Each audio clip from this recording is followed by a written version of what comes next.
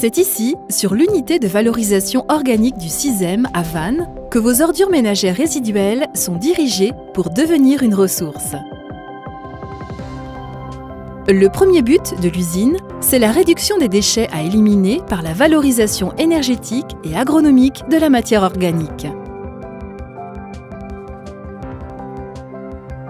À l'arrivée sur site, un premier tri est effectué pour extraire toutes les matières impropres, car on y trouve parfois des encombrants, des bouteilles de gaz, des objets plastiques volumineux.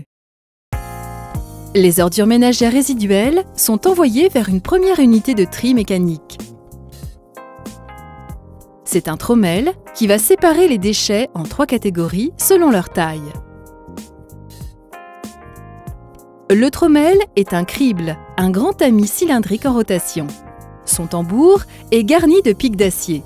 L'objectif, éventrer les sacs poubelles pour libérer la matière. Les déchets d'une taille inférieure à 6 cm tombent sur un tapis à travers les trous de la première partie du trommel. Ils constituent la première catégorie valorisable.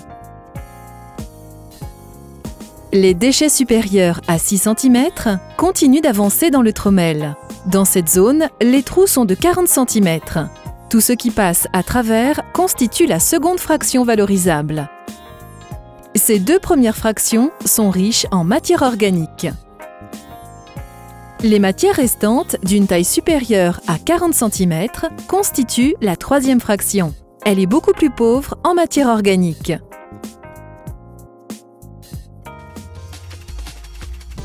La première catégorie, inférieure à 6 cm, passe d'abord sous un overband magnétique. Ce gros aimant attire sur un tapis les métaux ferreux. Ils sont envoyés vers une plateforme de recyclage pour être valorisés. La matière restante est dirigée vers une table à rebond qui sépare les éléments durs des éléments mous.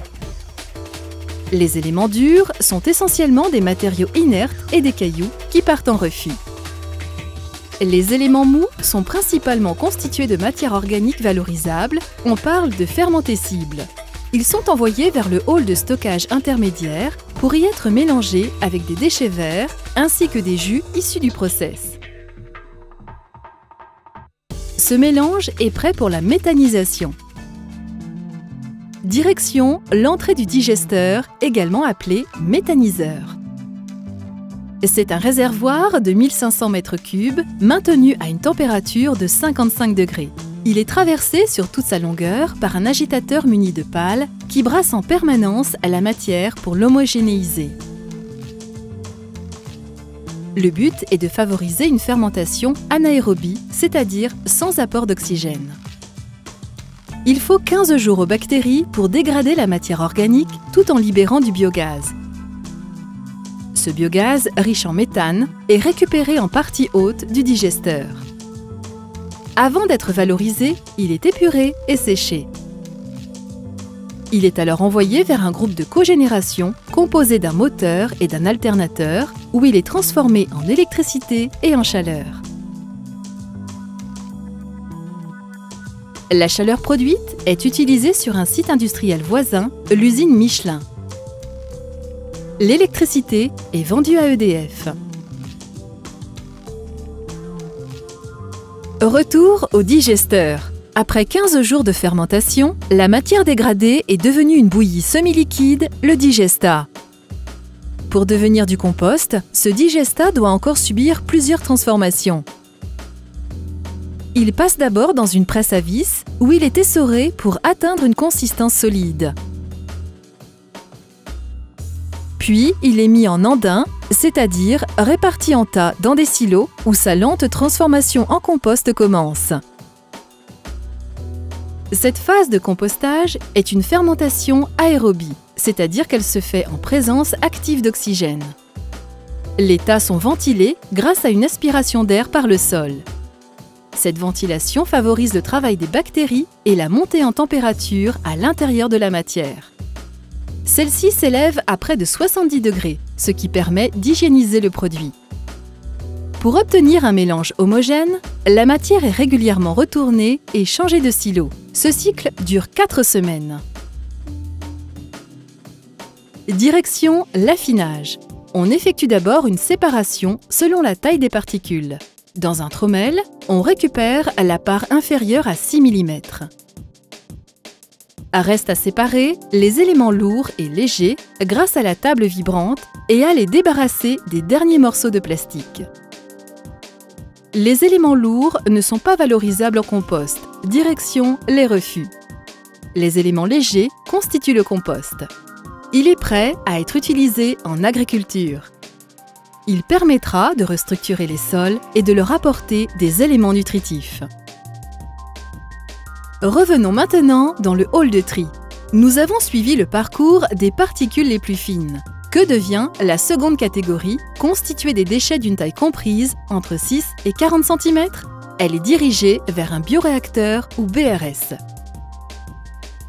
Ce tube d'acier de 48 mètres de long et de 4 mètres de diamètre tourne lentement sur lui-même.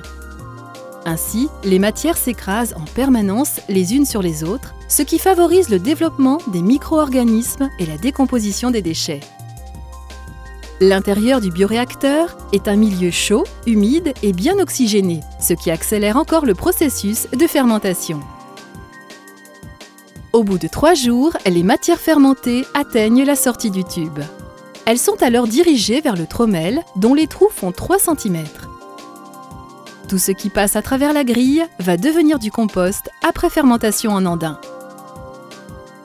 Comme pour le digestat, la matière fermentée est répartie dans des silos, ventilés et retournés pendant 6 semaines. La fermentation se poursuit par un affinage qui permet de se séparer des corps indésirables.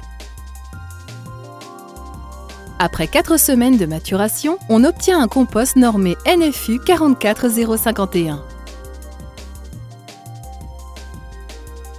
En sortie de deuxième trommel, tout ce qui est supérieur à 3 cm est débarrassé de la matière organique. Ces éléments passent sous un overband pour être déferraillés par aimantation. Une fois triés, ces refus sont évacués par des semi-remorques vers une installation de stockage de déchets non dangereux. Revenons à nouveau dans le hall de tri. La troisième part, constituée des déchets d'un diamètre supérieur à 40 cm, passe également sous un overband, puis dans une cabine de tri manuelle, ce qui permet de collecter des matières valorisables comme le carton.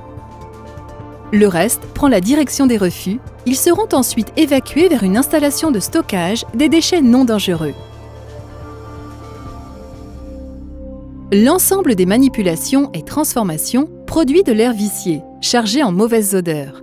Cette masse d'air contaminée doit être dépolluée.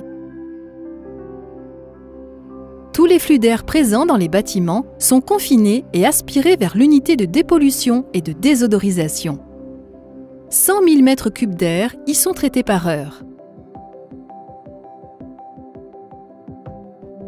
Première étape, le nettoyage de l'air par pulvérisation d'eau qui capture les poussières. Deuxième étape, une douche légèrement chargée d'acide piège l'ammoniac. L'air est ensuite soufflé au travers d'un biofiltre. C'est un lit de fibres de coco et d'écorce. Une intense activité bactérienne s'y développe. Les bactéries se nourrissent des polluants. Enfin, l'air passe à travers du charbon actif. Celui-ci va piéger les particules résiduelles. Débarrassé de ces éléments nocifs, l'air peut alors être évacué par la cheminée. Grâce à l'unité de valorisation organique, le CISEM a mis en place une solution de traitement des ordures ménagères capable d'extraire le maximum de matière organique pour la transformer en ressources. Compost, électricité et chaleur. L'unité de valorisation organique a un bilan énergétique proche de zéro. Elle participe ainsi à l'économie des ressources naturelles et contribue à la protection de l'environnement.